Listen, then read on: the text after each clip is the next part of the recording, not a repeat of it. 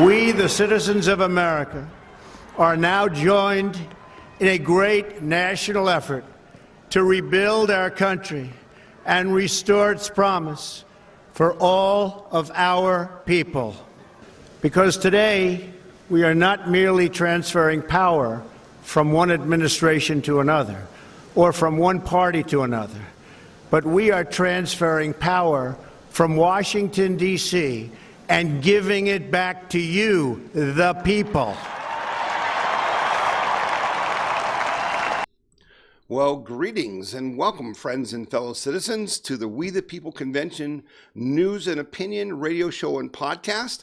My name is Tom Zawistowski, and I am your host for the show. I'm also the president of the We the People Convention, and this program is paid for and provided by the donors to the We the People Convention who have made this whole show possible. We are welcoming all of you who are listening on our radio network. We have a 5-station radio network that airs every Saturday morning from 7:30 a.m. until 9 a.m. on stations across Ohio. Welcome to all of you who are listening on the radio. And if you're new to the radio broadcast, welcome. I think you'll find this a very different kind of show with news and opinions you certainly will not hear anywhere else. I also want to thank everybody who's watching on the podcast. The podcast is posted every Friday around noon, and it is an hour long, whereas the radio show is a half hour long.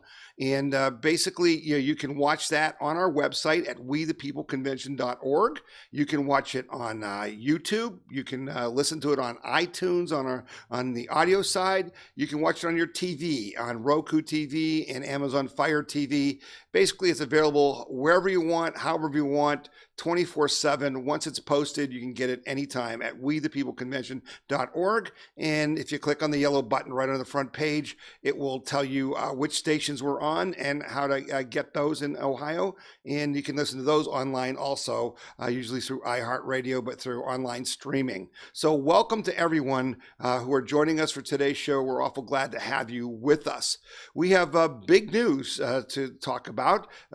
We are going to announce to you right now that we are going to have a We the People Convention in Columbus, Ohio on Saturday, August 15th, and we invite you to come and attend that event. Those of you who are listening, who are watching, who have been there before know that these are pretty special events and that a lot of positive things get done. And the purpose of this convention is quite simply to get our plans together to make sure that Donald Trump gets reelected. And to do that, the only way he can do that is if he wins Ohio. And so we're getting together to lay out our plans for how we're going to do that. The event will be held at the Crown Plaza Hotel in Columbus.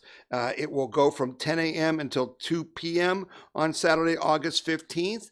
And the tickets are $35 a piece. Basically, the ticket price of $35 covers your lunch and helps us pay that cost of renting the room. And so, we hope you will come and join us.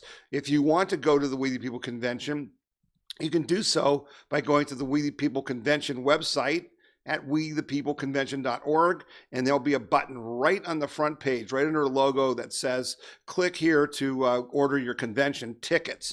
Now, this event is going to, as I said, be not about talk, it's going to be about action.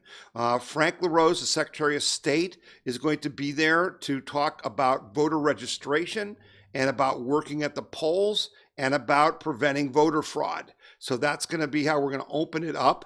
As you know, if you listen to this show regularly, our partners in 2016 and the group that helped us elect Donald Trump, and don't doubt it, that we, the people in Ohio, were the ones that elected Donald Trump. Our partners were the NRA, and it's the NRA ILA, which is their group that can do grassroots organizing. Their top regional guy, David Conti, will be at the We the People Convention, and he will be laying out what they're going to ask us to do, whether it's making phone calls, sending text messages, going door to door, doing lit drops, I don't care what they ask us to do.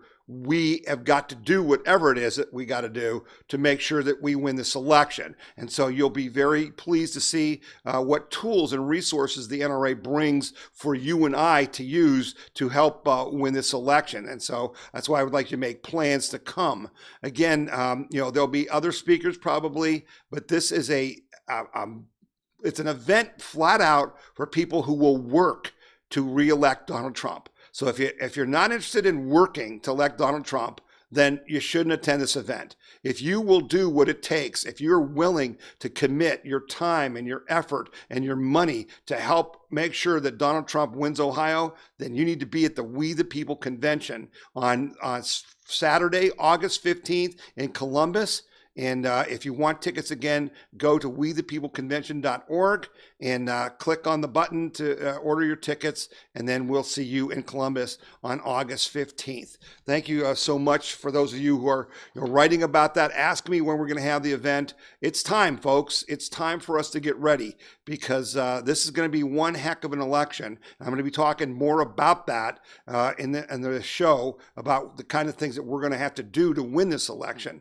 But it starts with the We the People Convention, and I hope that you will join us from wherever you are in the state. We start at 10 a.m. so that you can drive from any part of Ohio and get to Columbus without having to get up at 5 a.m. So that's why we started at 10 and we ended at 2, so you have time to get home.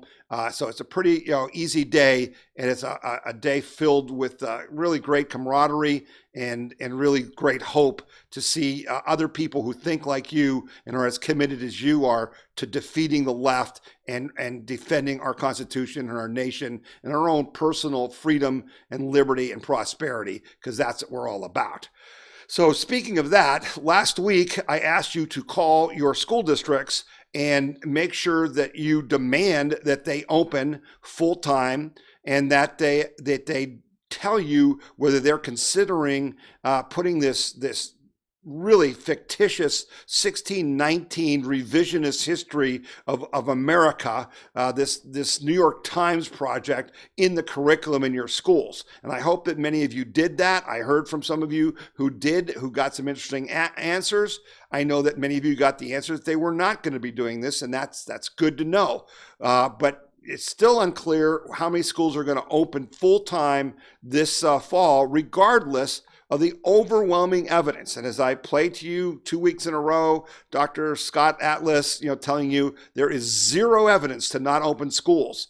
And I'm pleased to tell you today that in California, of all places, the Orange County School District, which is a big school district in a quote unquote Republican area of California, their school board voted 4-1 to open all schools with no masks and no social distancing. And the reason that they did that, folks, was because they actually listened to the science. And if you go to the wethepeopleconvention.org website, you'll see that article about the Orange County School District. And if you look at that article, there's links in it that may be valuable to you when you're talking to your school district.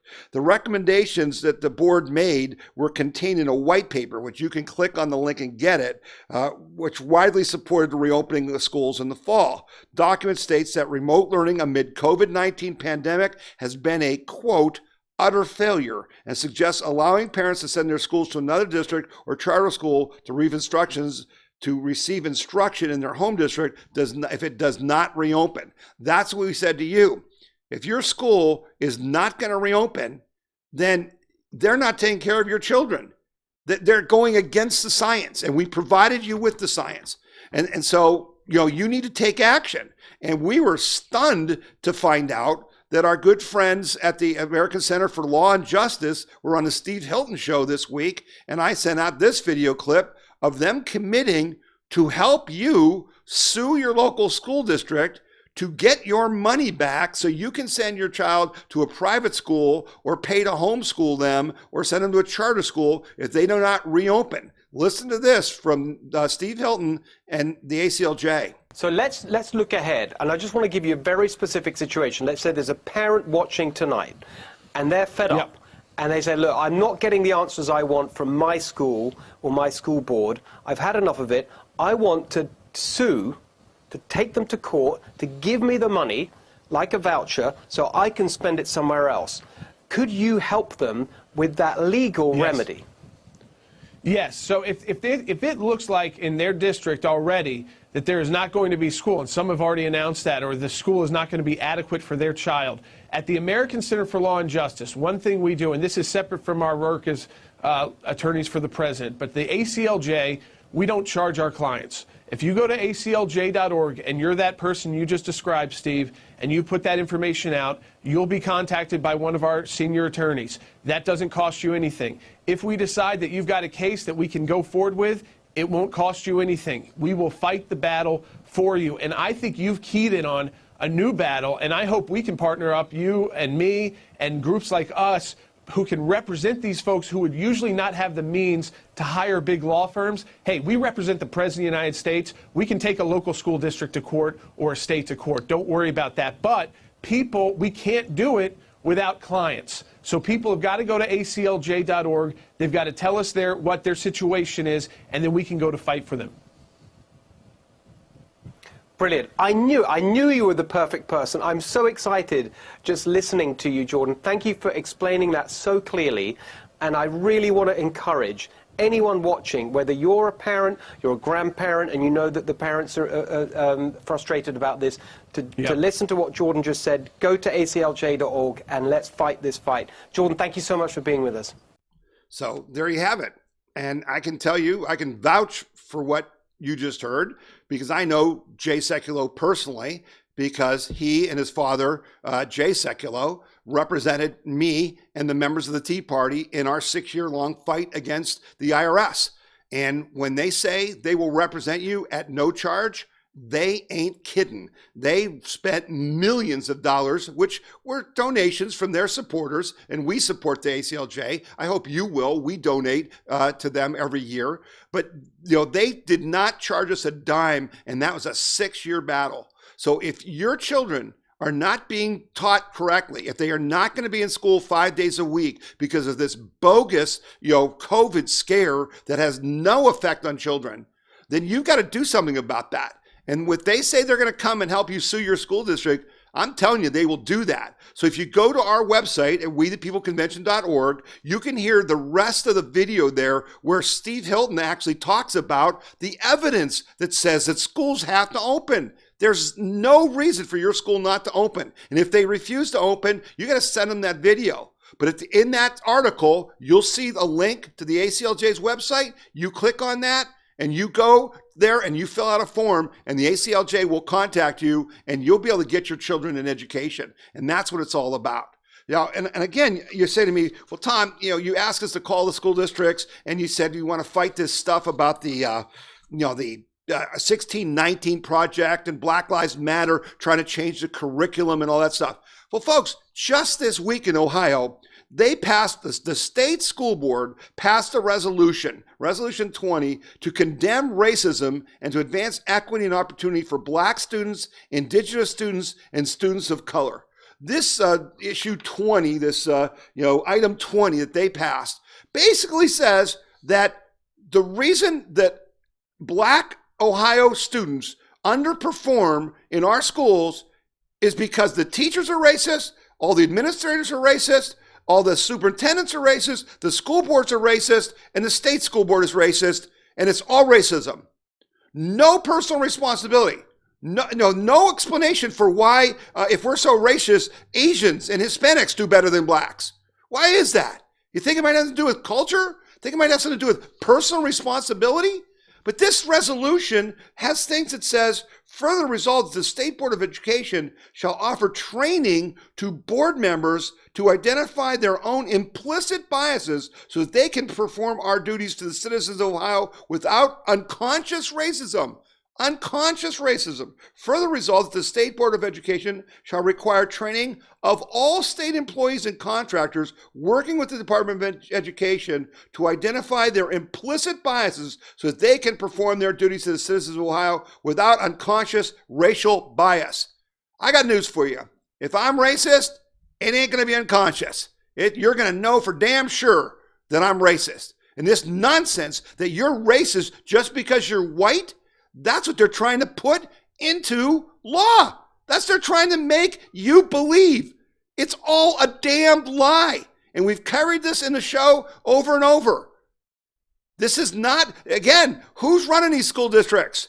It ain't white people, it's black people. Who's writing the checks to subsidize the kids in this failing school districts in Cincinnati and Columbus and Cleveland, where we're paying $16,000 a year and kids can't even read?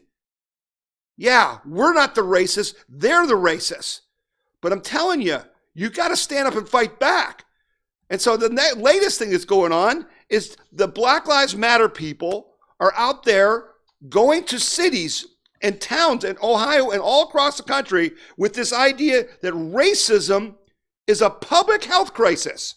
That's what they're saying. In Mansfield, Ohio, Councilwoman Jean Tatel of the 6th Ward read aloud a public comments for over an hour Tuesday night, expressing the fact that the city should declare racism as a public health crisis in Mansfield. One of our members called me and said they were investigating this for their town, and they found out that this was going on in like 55 cities all over Ohio, in all kinds of states, and even internationally. What more proof do you need that this is an anti-American Marxist group, that Black Lives Matter needs to be designated a terrorist group just like Antifa? You think this is grassroots? You think that these people just showed up and said, oh yeah, we think, racism is a health crisis? You think that just happened? You think they all had the knowledge to put together these resolutions to take to these city councils on their own? Ladies and gentlemen, we're under attack. We're under attack, and you better be ready to defend yourself. And so I put up a story this week that I think will help you. If you go to WeThePeopleConvention.org, you'll see a story that says, now is a time for patriots to defend liberty. Here's how. And this is an article by Tom DeWeese from the American Policy Center. And Tom has been fighting the fight for longer than most of you people have been aware of the fight. And he's been very particularly important in fighting Agenda 21. And those of you who don't know what Agenda 21 is, we'll talk about that some other day. But here's what he did. And you can go to We the People Convention and read this. But I'll go through it real simple. First, focus at the local level. This is where you have the best possible chance to affect policy. And this week it happened. A good friend of ours, Justin Bennick Thomas, has the infamous situation of being the only individual person targeted directly by the Obama administration in the IRS targeting scandal. He contacted me earlier this week and said that his city council was going to invoke a mask wearing order. This is a town of 5,000 people in Ohio, right? And the city council is do this. And he mobilized and he got on social media and he made phone calls and he got people call city council members, and they didn't pass it because he took action and he fought back, and you need to as well. It's all local. Second, Tom DeWeese says, stop being polite. Go on the attack and be relentless about it. Saving America is not a 9-to-5 job. Go back to city council again and again. When you start making them nervous with your presence, then you will begin to have impact. Number 3, bring some emotion to your argument. One major mistake our side makes is to be too intellectual and reasonable in our approaches. Bring some emotion. As Dr. Thomas Sowell says, it's usually futile to try to talk facts and analysis to people who are enjoying the sense of moral superiority in their ignorance. Try using some emotion yourself. Tell them, I am offended that you're calling me a racist. I am offended that you want to put this Black Lives Matter sign on my street. I am offended when you want to defund the police. That's what you have to do. And that goes to the 4th thing he says, make it personal. Openly attack and make those councilmen and mayor planners own their schemes of destruction. In other words, tie them directly. Make it known publicly. Councilman so-and-so wants to defund the police. Councilman so-and-so wants to declare that we're a racist community. Make them own it.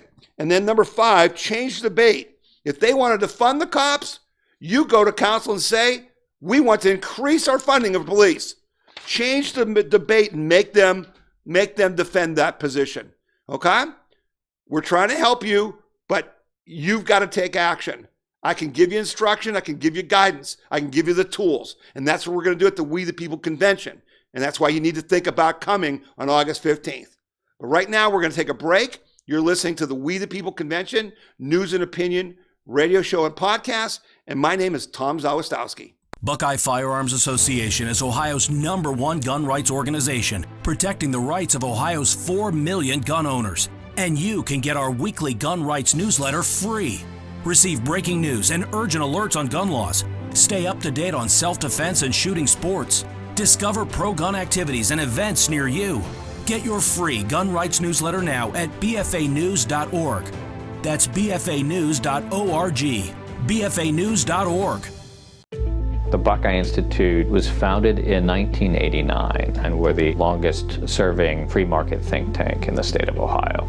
My goal is removing barriers to prosperity that have been put in place by government. We want for Ohio to be the freest and most prosperous state in the country. The Buckeye Institute is a source of common sense ideas that will have an impact on the nation as well as the state of Ohio.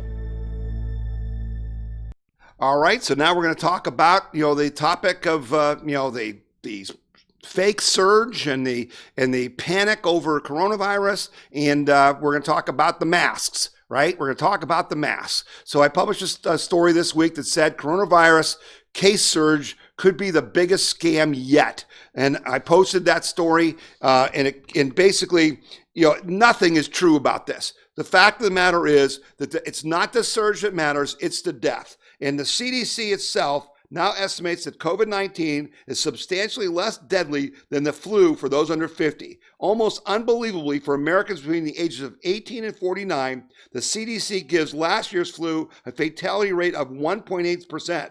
But for those under 50, they put COVID's fatality rate at only 0.05%. That's a jaw-dropping 36 times lower, okay? The daily death tally that we've been getting has been massively inflated by a number of factors, including the CDC explicitly instructing physicians to list COVID-19 on the death certificates without confirming tests or indeed any medical justification whatsoever. It's just unbelievable. There were stories on Fox News this week that in Youngstown, an 80-year-old person was tested 15 times and counted 15 times in our death tally. And I mean, it's just unbelievable. At least half the nation has been fully convinced that we're experiencing some kind of unprecedented healthcare crisis. But the latest data from the U.S. Bureau of Labor Statistics tells a very different story. In April, during the supposed height of the COVID-19 epidemic, healthcare jobs declined by almost 1.5 million because they weren't needed. Not only did we not overflow our hospitals, we completely underfilled them. And so it's just unbelievable that governors are now going back because the cases are going up, but the death rates have stayed stable because the people getting it now are younger people who aren't in danger really of dying, right? And so they keep saying we're gonna start having you wear masks outside, and we're gonna wear masks everywhere, and it's just bogus. It's just not right. And so Governor DeWine in Ohio, he went and locked down, a bunch of counties and said, now you've got to do it, if you're outdoors, no matter where you are, you got to wear a mask. Well, the 1851 Center for Constitutional Law in Ohio put out a statement, and basically it said this: the director of the Ohio Department of Health cannot criminalize otherwise lawful conduct, especially irrespective of intent, nor may it do so in a non-uniform manner, meaning some people have to do it and other people don't. Practically nobody is forced to wear a mask. There are 13 exceptions which cumulatively are broad enough to exempt anyone at any time and any place. Bottom line, if you don't want to wear a mask, you don't have to. And if you're wearing a mask, it's because you're choosing to do so. So people have asked me, well, wait a minute, what are these 13 exemptions? And I want to just go over them with you real quickly. First of all, individuals under 10 years of age.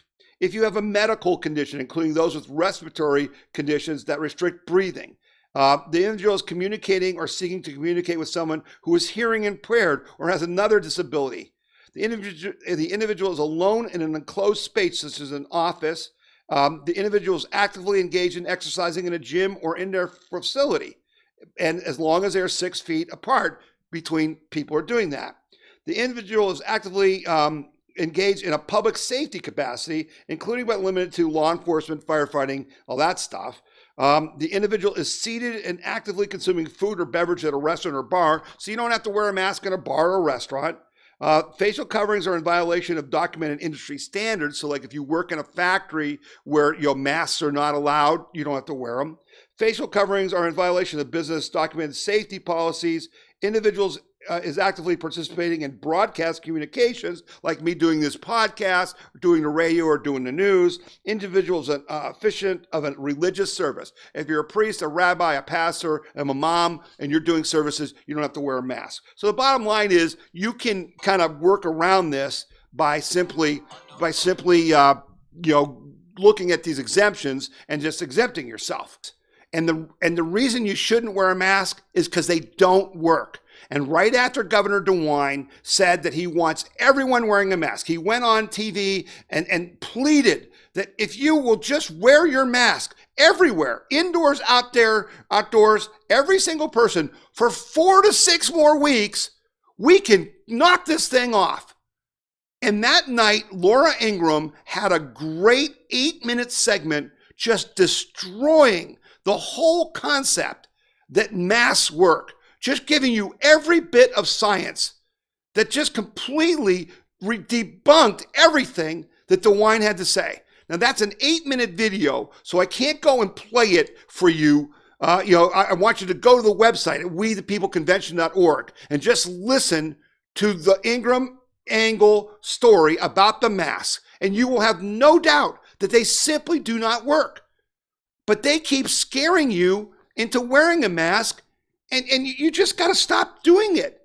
And so I wrote a press release this week that said, get a clue. You can all mask up all you want. The number of cases in Ohio will keep going up because we don't have the 65,000 cases like Mike DeWine pretends. There is in all likelihood 2 million people of 11 million in Ohio who already have COVID. And even the CDC, who you can't trust, said that at least 6% of people in the U.S. have already had COVID. So if that's true, which I think is low because the Stanford studies said that as many as 20% already had it. So I think there's millions of people in Ohio who have it. But if the CDC is true, that would mean we have 695,000 cases in Ohio when DeWine is telling you that we have 65,000. He's only off by 90%, right? And so it's just unbelievable because no matter what you do, you can wear masks till the cows come home. And that's the point. If they keep testing, they are going to keep finding more cases because the virus cannot be controlled by man, Governor. That's the reality. Now you know why DeWine has not done the random testing survey that he promised 3 months ago, because that would have told us how many people in Ohio have it, right? That's the thing where you just go randomly test 1,200 people throughout Ohio and you find out what percentage of them have it, and then you extrapolate that to the population. They don't want to do that. Where are those test results, Governor? So do you see the scam?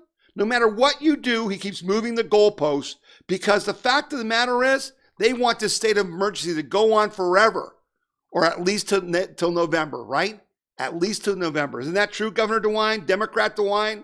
And that's why this way he can just keep trampling your constitutional rights. He can keep hurting your kids and your personal financial stability. He can hurt your business and your job. He can hurt our seniors. They can just keep destroying our state and our nation because this isn't about medicine or science. This is about politics, folks. And that's just the bottom line. That's what this is about. So just understand what we're doing here, because what we're doing is we're fighting a fight, right? We're fighting a fight, and we don't have leadership, not just in the Democratic states, but even in the blue states, or even in the red states, supposedly, like DeWine in Ohio. He's no Republican, because a Republican is like the guy in Governor Kemp from Georgia. Because while other cities in Ohio, like Cleveland and Columbus and Cincinnati and Dayton, and all these cities are saying, we're going to have our own mask laws, and we're going to fine you, Governor Kemp from Georgia is banning all citizens, all cities in their state from being able to pass such ordinances. So Georgia governor says you can't pass your own mask law. That's what he's doing. That's what leadership is. So bottom line is, we're in a fight because they're lying. And I'm going to talk more about that in the show here in a little bit.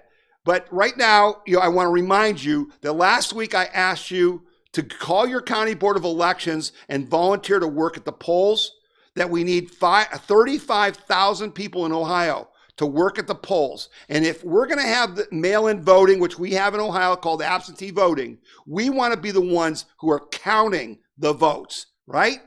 We want to be the ones working at the board of elections. So please call your board of elections and volunteer to vote. You get paid for it, $130 for election day and $35 to the time you go to train. But we need you to do that. And Frank LaRose is going to talk about that when he speaks to you at the We the People Convention on August 15th. So be sure to go to our website and order your tickets today. We're going to wrap up the radio show now, okay? And those of you on the radio, you got to know that you can go to wethepeopleconvention.org and then pick up the podcast and be able to pick up the rest of the stories that we're going to cover, because this show is going to go on for another 30 minutes. So I appreciate you joining us on the radio this morning, and we hope you'll join us on the podcast later. You're listening to the We the People Convention News and Opinion radio show and podcast. And my name is Tom Zawistowski, and we'll be back with you again next week. The We the People Convention News and Opinion radio program is paid for by donors like you. You can donate to the We the People Convention and support our cause by going to wethepeopleconvention.org or by sending your check in any amount to We the People Convention, P.O. Box 6211, Akron, Ohio 44312. All right, and we're back with the podcast, and we're going to keep going, and we've got some really big news to talk about, some important things, so we're glad you're sticking around for the rest of the show. Here's a story that just slipped through my lens, and I just came across it, and I was kind of surprised. In Stone Mountain, Georgia, on July 4th, there was a whole, looked like a battalion of black militia who marched through Georgia chanting, white hate themes. And basically they were all carrying guns. And if you're watching the podcast, you see the picture of these guys all in like black uniforms carrying weapons. And they, were basically saying that their job, I heard the guy on a video, the leader of it, saying that, they want to take over Texas or some other state and start their own black state. Are you serious? This is how nuts it's getting. This is what all these lies about, America being a racist country are doing to black minds. Because I got news for you. There's a whole lot of black countries in Africa. Go over there. You're living in the greatest country for blacks that exists on the planet. And if you ever went to a black-run country, you'd find that out. I thought it was hilarious. We were fighting the 1619 Project, and the school board, the head of the Ohio School Board, sent out a letter where he was talking about how he trusted the New York Times to tell the truth about American history. Yeah, what a fool that guy is. And then he talked about how Oprah Winfrey is going to produce a TV series about the 1619 Project. I love that. So a black woman who became a billionaire, is probably one of the richest black people in the world, is going to produce a series of TV shows telling you that America is racist and you can't get ahead by paying rich black actors to carry on that myth. That's what we're up against, folks. And it's unbelievable, but it's serious. You start arming up and you're asking for a fight. And if you're asking for a fight, you better understand that you're going to lose. This is just mindless. And speaking of mindless, came across an article about what's happening in Columbus, Ohio. Dark and dangerous times ahead for city of Columbus, said Columbus Police Department veteran. Ohio's capital city is about to become a very dangerous place. James Scanlon is one of few speaking out about dismantling of the Columbus Police Department by Democratic Mayor Andrew Ginther and City Council. Scanlon has 33 years experience at the Columbus Police Department. He said, in reality, the police department is being dismantled piece by piece. It is a total dismantling of the police department, rendering them incapable of doing their jobs. Scanlon recently called out Mayor Ginther and city council members at a council meeting on June 29th for waging an ongoing assault on Columbus police by demonizing officers and misinforming the public. Well, Scanlon gave advice, he said, to citizens, get out of the city while you can. The public has no clue what this is going to mean. This is going to change their lives and their kids' lives forever. Anyone who lives, works, or plays in Columbus is going to be affected by this. People in the suburbs feel distant from this issue, said Scanlon. Arlington, Westerville, some 20 suburbs around Columbus. This will be felt in the suburbs. It will affect everybody. The suburbs feel well insulated here. My theory is, however goes Columbus, so goes the suburbs. Your suburbs are going to lose security and value as well. He said that police cannot speak on what they've been subject to during the riots. They're being hit by bricks, bottles, and they've been standing on the front lines for weeks. They are helpless to do their jobs because they have been ordered not to. Scanlon said that Ginther now makes every decision and generates every piece of information that comes out of the Columbus Police Department. Police Chief Thomas Quinlan has no say. A reporter brought that up when he was having trouble getting any information from the Division of Police, and Mayor Ginther had no problem saying, I'm in control of what comes out of the CPD. So what's going to happen to the citizens of Columbus? It has joined the ranks of the cities that have fallen. And here's what I said, and many of you will remember a couple weeks ago, we wrote a letter to AG Barr and to the Attorney Generals in the DOJ here in Ohio, and we demanded they investigate people like Mayor Ginther, who we believe are coordinating with Black Lives Matter, with Antifa, with the hardcore communist left. And I'm asking you, and I'm going to be calling on you guys to call the DOJ and demand, and call the White House too, and demand that they name Black Lives Matter a terrorist organization, because they are. And if they do that, then these cities cannot work with them. If they're a terrorist organization, you can't provide them aid, comfort, money, or anything. And I think there's evidence. I mean, I don't have that evidence, but you can see by their actions that they are carrying out the same agenda that Black Lives Matter is. And that should frighten all of us, particularly if you live in Columbus, Ohio. So what happened? Well, Trump has had enough. Trump says he'll offer federal crackdown on cities with violence. President Donald Trump said he will announce a new federal law enforcement initiative next week focused on violence in U.S. cities. The left-wing groups of people running our cities are not doing the job they're supposed to be doing, Trump said. Trump and the White House officials have also highlighted instances of violent crime in cities like Chicago, Detroit, Portland, New York City, Houston, accusing Democratic politicians who lead most major cities of failing to act, which they have failed to act. He has also attacked the defund the police movement, which has gained traction after George Floyd, an unarmed black man, was killed in Minneapolis. It calls for reallocating part of law enforcement budgets to public services like healthcare and employment assistance. But that's not the plan. That's what they put in this story. But as you and I know, they want to get rid of the police so they can have their own police, their own brown shirts. And I don't know if you saw the bloody pictures of the police in New York City this week, where they were defending a peaceful protest of people supporting the police, and Black Lives Matter attacked them, and the head police guy in New York City got his head busted open, and 3 other policemen got beat up with clubs, and there was evidence that someone had brought a load of baseball bats to give to the Black Lives Matter Antifa protesters to fight the police. This has got to stop, and President Trump is going to stop it. And one of the ways you know that is I've talked to you about the DOJ has been arresting people for the last couple weeks, hundreds of people that were in these riots, and the riots are starting to slow down, though there's still riots in Portland and stuff.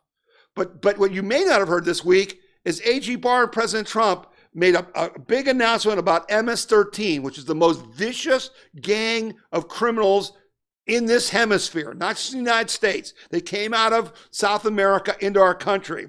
President Trump on Wednesday said dozens of MS-13 gang members were nabbed across the country in the Justice Department's recent Operation Vulcan crackdown. And here's a video of President Trump making that announcement. You can hear it.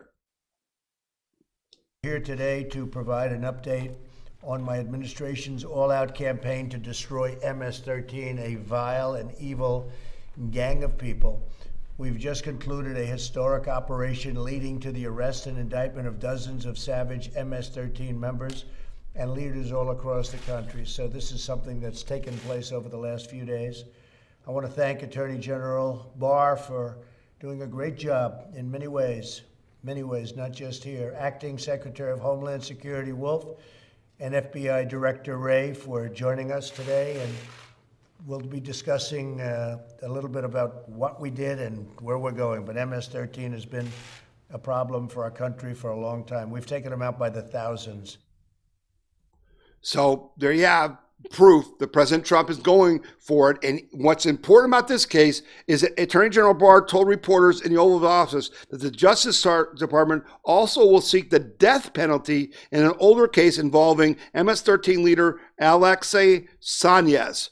And Trump said, we will not allow these animals to terrorize our communities, and my administration will not rest until every member of MS-13 is brought to justice. See, this is what it's about. So while the Democrats want to defund the police, right, and want to call them racist, President Trump is saying, no, we need to up what our police are doing. We need to be more aggressive, and he's doing it. And you know what that got him? That got him something really special. That got him the endorsement this week by the National Association of Police Organizations. This is a group that represents over 800,000 police. The National Association of Police Organizations announced the support of President Trump's re-election this bid. The head of the group, President McHale, announced his organization's decision by saying Trump earned the endorsement with a greater margin of the 2/3 that participated in today's meeting. So it is with great pride that I announce on behalf of our National Association of Police Organizations our endorsement of President Donald J. Trump. Now, here's what that's about. Understand, this organization endorsed Biden and Obama. They also endorsed Hillary Clinton. And now they're endorsing Donald Trump. Do you see how far we've come? Now, think about that. There's 880,000 people in police unions. Well, they all have spouses and family. So that's like 2 million votes right there that Biden would have got that Trump's going to get.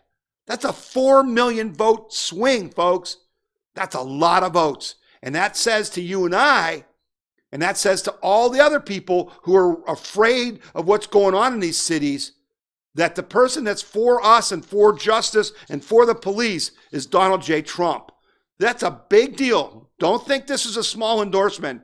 This is a big endorsement, and it's going to hurt Joe Biden, let me tell you.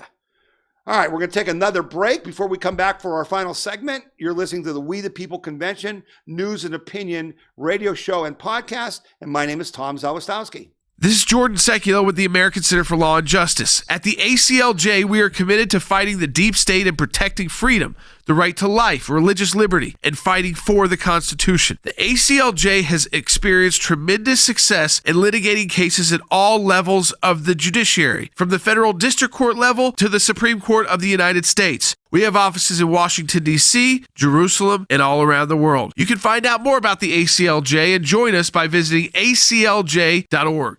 Did you know that the Right to Life Action Coalition of Ohio is the largest statewide life group in the state? Are you tired of the compromised approach to pro-life legislation that has been the status quo for far too long? Since 2017, the efforts of the Right to Life Action Coalition of Ohio has changed that approach, closing loopholes and making pro-life laws enforceable. Visit rtlaohio.org or call 440-668-4049 for details. All right, and we are back for our final segment, and we do donate to the ACLJ, and we do donate to the Right to Life of Ohio. We support Buckeye, firearms. We support the Buckeye Institute.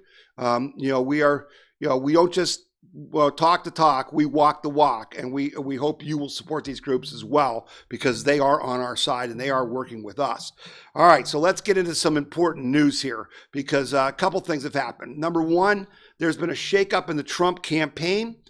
Brad Parscale is out as the campaign manager. He's been replaced by Bill Stepien, but Parscale is still going to do what he did in the 2016 campaign, which is to run the digital campaign. And he's very good at that. And I'm glad he's going to still be on the campaign, because he deserves to be. But here's proof of what I've been telling you for the last year. This is not going to be one for Trump in the social media space. And that's where Brad Parscale's skills was. That's how he won in 2016. That's how we won in 2016, right? I've told you that. But we understood that the left was going to censor us and shut us out of social media. And so that's why our members and your donations, and thank God for your donations, funded this radio network and are funding our text messages and are funding the radio advertising we're doing for this show and for our message, because we can't be on social media. So I think it's good that Brad Parscale is they're still going to try to do social media, and he does a lot of polling and stuff, and that's important. But this Stepien guy is more of a political animal. He's run other campaigns that are more about door knocks and like we're talking about the We the People convention. He's going to be doing more stuff like that. What you're seeing here is the campaign for Trump starting to shape up. Because, folks, here's what you got to understand. And I know it's going to be hard for you to accept, because it goes against our instincts, right? Conservatives, we're just so grounded in our principles, and we don't like to compromise our principles. But what we need to understand is that we have to win this election first and then take care of business later. Because you're seeing that on the left. If they close all the schools, if they do the things they're trying to do with this next stimulus, if you're not aware, in this next stimulus, which is going to happen next week, Nancy Pelosi and the Democrats are proposing, get this, that we, the American people, the taxpayers, pay everyone who's unemployed from now till the end of the year, and we give them 150% of what they were making when they were working. Now, that's ludicrous, because who will go back to work? How will any business be able to succeed if they can't hire anybody? And who will want to go work if you can make 150% of what you're making by not working? Right?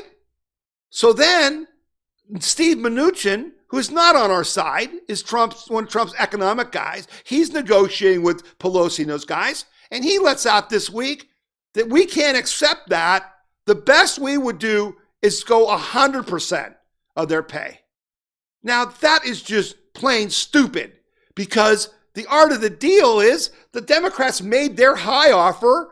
You need to make a low offer and meet in the middle. If the Mnuchin's starting at 100%, well, then they're going to get 110 or 120. This is a big problem, because even at 100%, if you could make exactly what you're making working and sit home and watch Netflix all day, what would you do? Majority of people would sit home and watch Netflix. All of this is intended to cripple the economy so there is no recovery. And that's what all the school closings are about. Now, how do we fight that? I don't think we can salvage the economy under these circumstances. I swear to God, the left, Black Lives Matter, would be pulling off railroad tracks and derailing freight trains if it would help defeat Donald Trump. So we're going to have to do some different things. I think that Trump is going to end up saying, we will give you 100% of what you're making for the next 6 months, and then try to own that. In other words, beat the Democrats at their own game. He can say, they're crazy. They want to give you 150%. That's not America. That's communism. Everyone knows that doesn't work. But I'm going to take care of you because they're undermining the economy. So I got to take care of you, and Donald Trump's going to make sure you stay whole. Now the question is, will that buy those votes? Because as you and I know, that's what the Democrats do. They buy votes with our money all the time. for the last 100 years. Now, can Donald Trump outdo them? I don't know. Do you and I like that? Hell no. But what you and I have to do is separate that Donald Trump has to do whatever it takes to win, because if he doesn't win, nothing that you and I want will we ever get again. So that's why this Pascal move is important, okay? Because we're going to take a different tact here. And what they're doing is they're going to try to bring Biden out. Because I got news for you. They don't want Biden to debate Trump at all. You're running against an empty suit. They want this to just be a referendum on Donald Trump based on their lies. So what is Trump doing? He's talking about how Biden is for all these radical things, the Green New Deal, open borders. He's against the police. He's attacking Biden, so he's going to have to draw him out and get him to defend himself. But the point is that we got to do whatever it takes to turn out our vote and to suppress their vote. And I think you need to start telling anyone you know, and I'm going to probably come out with a campaign on this, that if you vote Democrat, then you're voting against America. I don't care if it's for city council. I don't care if it's a school board. I don't care where they are. If you're voting for the Democratic Socialists, you're voting for communism. You're voting for the end of our country. And everyone should be ashamed to cast a Democratic vote. And you need to start telling that to your Democratic friends. We need to make it distasteful to vote Democrat, because it should be.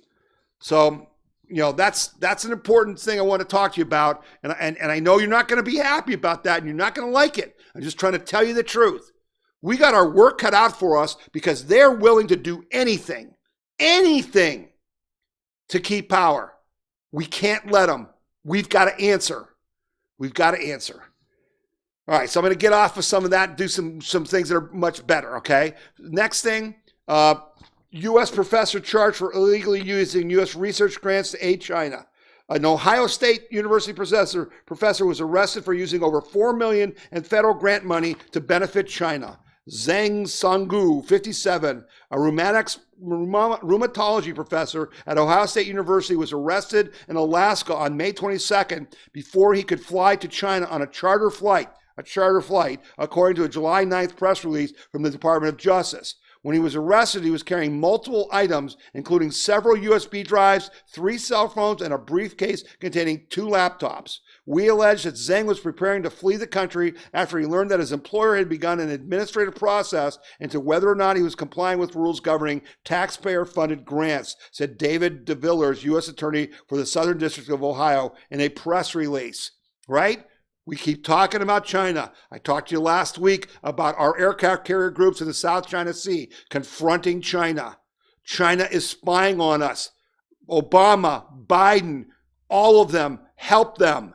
Even the Bushes, help them.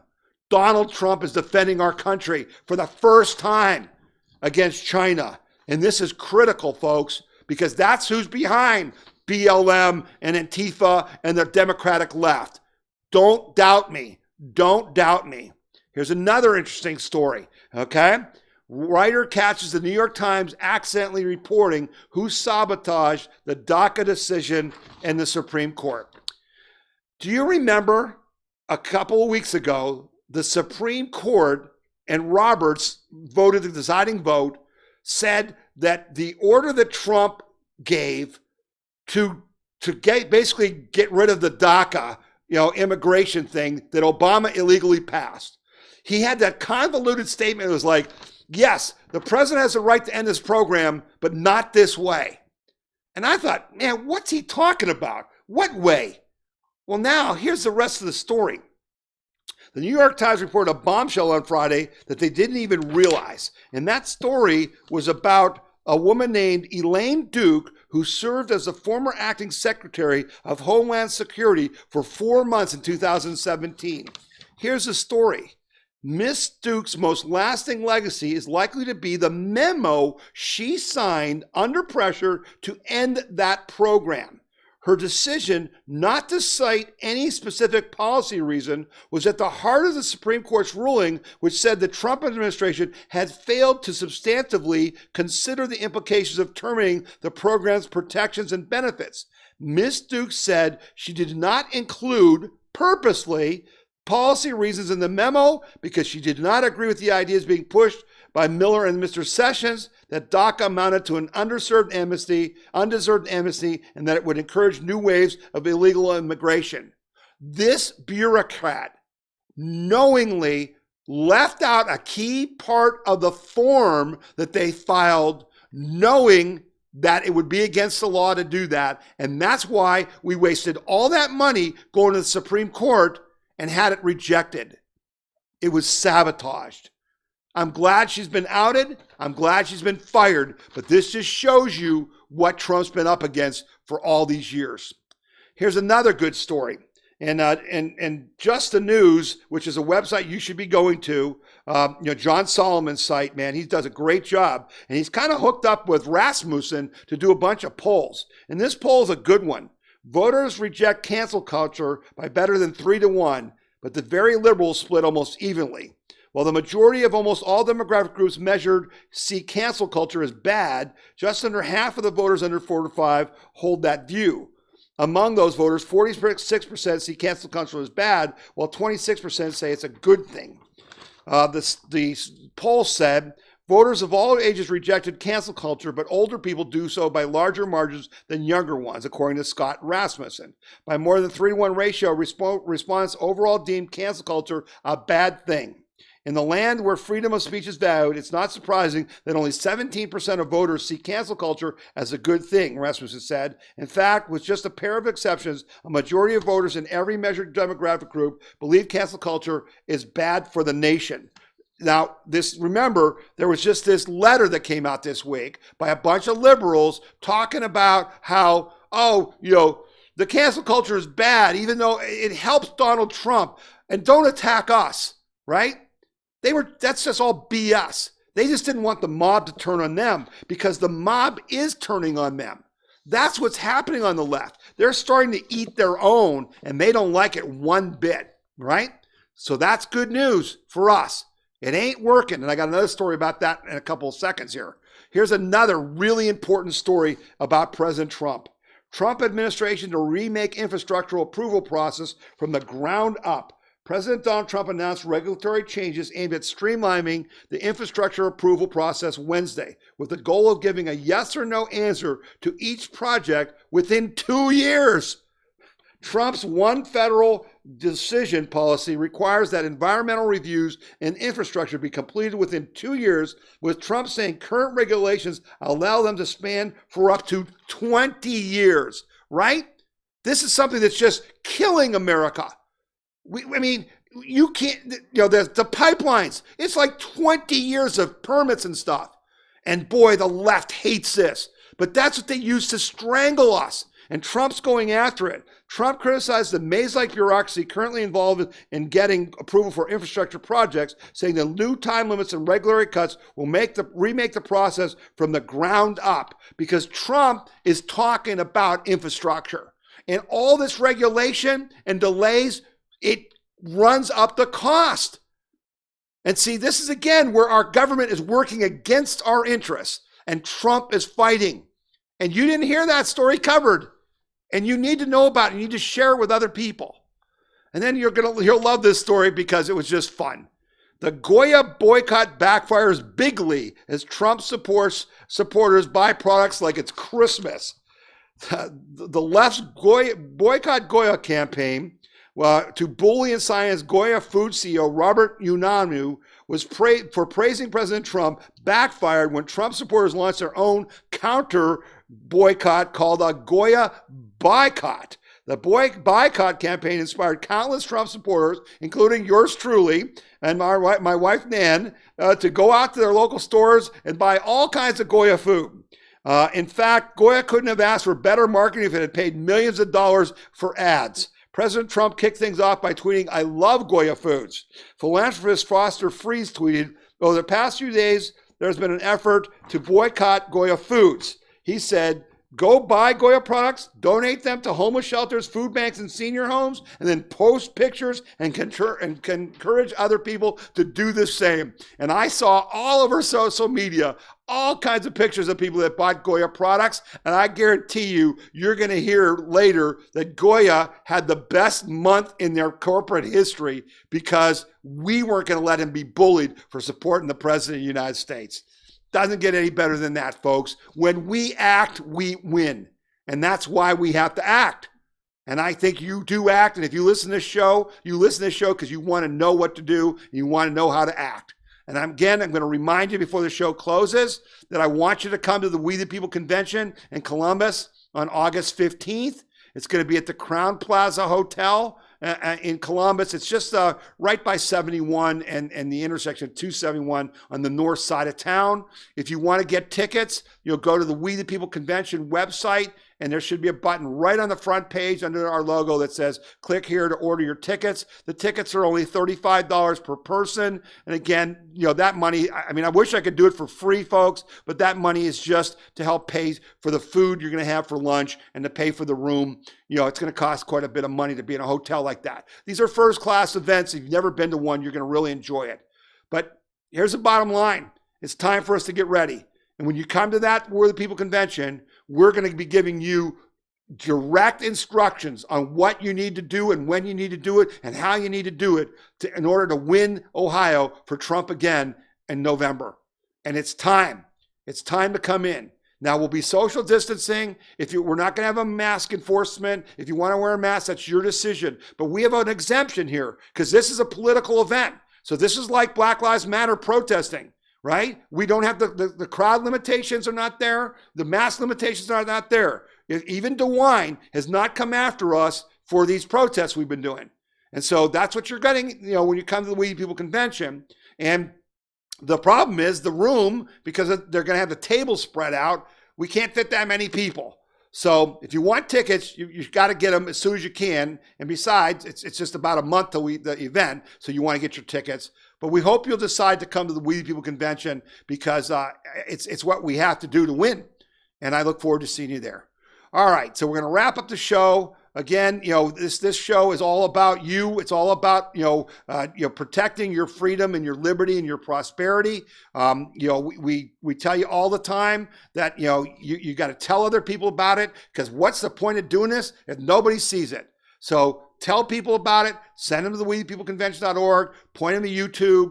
Get them to watch the podcast. If you have stories you want to send to me, send them to info@WeThePeopleConvention.org. I love the stuff you send me. Believe me, half this stuff I wouldn't see if you didn't bring it to my attention. So thanks for all that. And most of all, thanks for donating because that's we need to make this happen. We need resources. This convention is a perfect example. So thanks to everyone who donates. We greatly appreciate it. So we're going to wrap it up. You're listening to the We the People Convention News and Opinion radio show and podcast. And my name is Tom Zawistowski. And we'll be back again next week.